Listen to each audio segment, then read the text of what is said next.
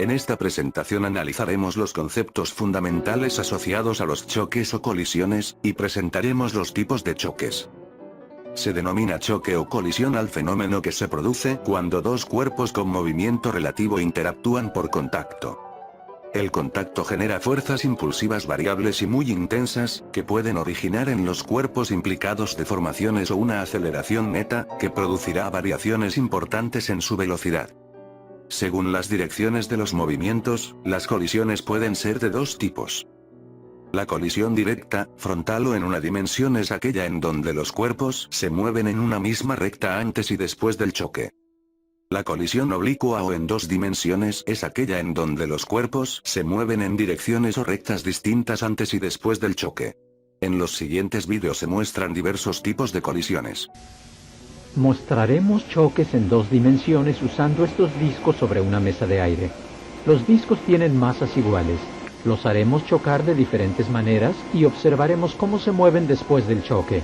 Aquí tenemos un choque de frente. Las líneas en la pantalla seguirán a los discos para hacer visibles sus trayectorias. Este es un choque donde el disco golpea ligeramente de lado.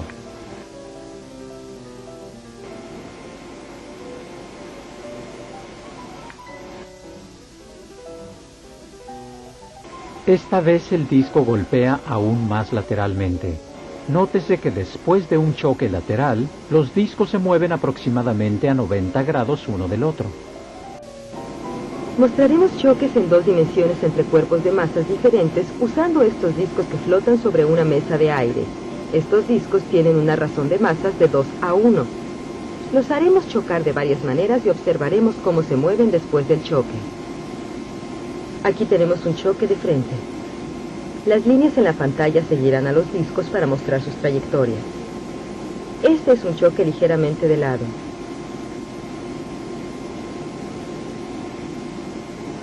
Ahora repetiremos los dos últimos choques con el disco más pesado moviéndose hacia el disco más ligero.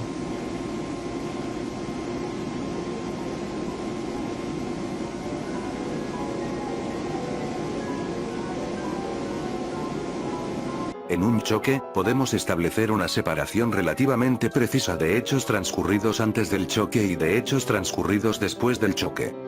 El estudio de los choques busca determinar el estado de movimiento final de las partículas implicadas, conociendo el estado de movimiento inicial de cada partícula, el principio de conservación del momentum lineal, y el principio de conservación de la energía. Consideremos la situación antes del choque entre dos cuerpos de masas m⁻1 y m⁻2. La velocidad del cuerpo m⁻1 antes del choque tiene magnitud v⁻1 y dirección más x. Así, el momentum lineal del cuerpo m⁻1 antes del choque tiene magnitud m⁻1 por v⁻1 y dirección más x. La velocidad del cuerpo m⁻2 antes del choque tiene magnitud v⁻2 y dirección menos x. Así, el momentum lineal del cuerpo m⁻2 antes del choque tiene magnitud m⁻2 por v⁻2 y dirección menos x. Al chocar, los cuerpos se aplican fuerzas impulsivas de igual magnitud y sentidos opuestos por el tercer principio de Newton. La fuerza impulsiva sobre el cuerpo m⁻2 tiene dirección más x y la fuerza impulsiva sobre el cuerpo m⁻1 tiene dirección menos x. Como el choque tiene la misma duración delta t para ambos cuerpos, los dos reciben impulsos de igual magnitud y sentidos opuestos. Consideremos la situación después del choque entre los dos cuerpos. La velocidad del cuerpo m⁻1 después del choque tiene magnitud v⁻1 y dirección menos x. Así, el momentum lineal del cuerpo m⁻1 después del choque tiene magnitud m⁻1 por v⁻1 y dirección menos x. La velocidad del cuerpo m⁻2 después del choque tiene magnitud v⁻2 y dirección más x. Así, el momentum lineal del cuerpo m⁻2 después del choque tiene magnitud m⁻2 por v⁻2 y dirección más x. Por el teorema del impulso y momentum lineal para el cuerpo m⁻1, el impulso aplicado por el cuerpo m⁻2 es igual al cambio de momentum lineal del cuerpo m⁻1 debido al choque. Por el teorema del impulso y momentum lineal para el cuerpo m⁻2, el impulso aplicado por el cuerpo m⁻1 es igual al cambio de momentum lineal del cuerpo m⁻2 debido al choque. Como los impulsos tienen igual magnitud y sentidos opuestos, se pueden relacionar las expresiones anteriores, llegando a la conservación del momentum lineal del sistema formado por los cuerpos implicados en el choque. Las fuerzas impulsivas se consideran fuerzas internas del sistema formado por los cuerpos implicados en el choque. Luego, la fuerza neta externa es cero, por lo que se conserva el momentum lineal del sistema antes y después del choque. Esto es válido para todo choque, independiente de su tipo. A partir de las definiciones usadas anteriormente, se pueden encontrar expresiones vectoriales para el momentum lineal del sistema formado por los cuerpos implicados antes y después del choque. Igualando ambas expresiones, y simplificando, se llega a una ecuación que representa la conservación del momentum lineal del sistema. En este esquema se muestran los distintos tipos de choques. En los choques elásticos se conserva la energía cinética antes y después del choque. En los choques inelásticos no se conserva la energía cinética antes y después del choque. En los choques plásticos o totalmente inelásticos, los cuerpos quedan unidos y se mueven como uno solo después del choque. En el siguiente video se presentan los diferentes tipos de choques. En esta demostración se usan deslizadores que flotan en un riel de aire para ilustrar dos tipos diferentes de choques. En el primer choque, dos deslizadores idénticos tienen resortes para choques que regresan a su forma original después de haber sido comprimidos. Cuando los deslizadores chocan, intercambian velocidades. Si volteamos los deslizadores, quedarán unidos después del choque.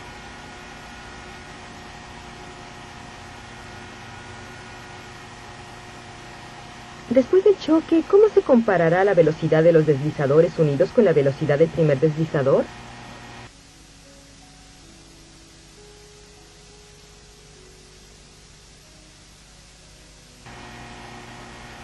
Los deslizadores unidos se mueven a la mitad de la velocidad del deslizador original.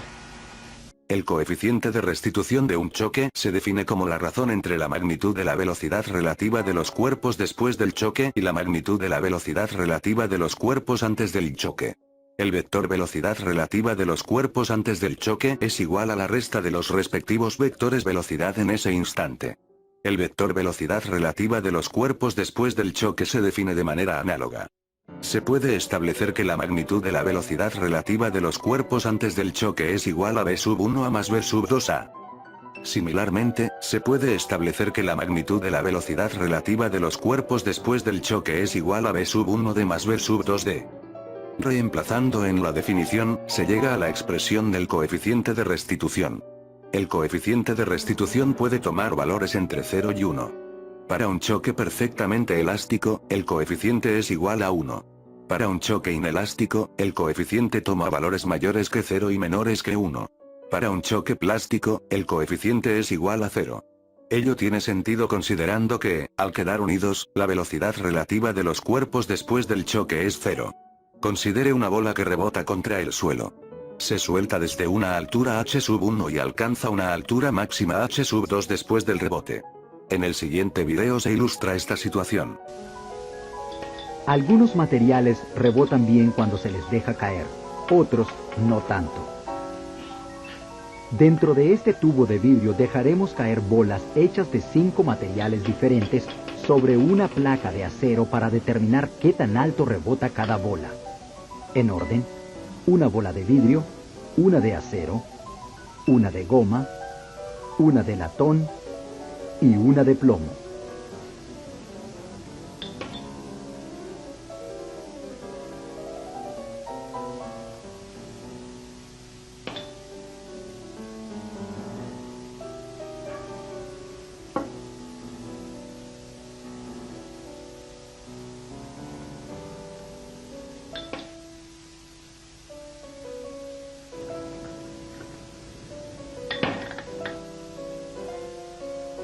De la figura se tiene que v1a es igual a u1 y v1d es igual a v1. Como el suelo no se mueve ni antes ni después del choque, las velocidades v2a y v2d serán iguales a 0. Así, el coeficiente de restitución de este rebote será igual a v2 dividido por u1.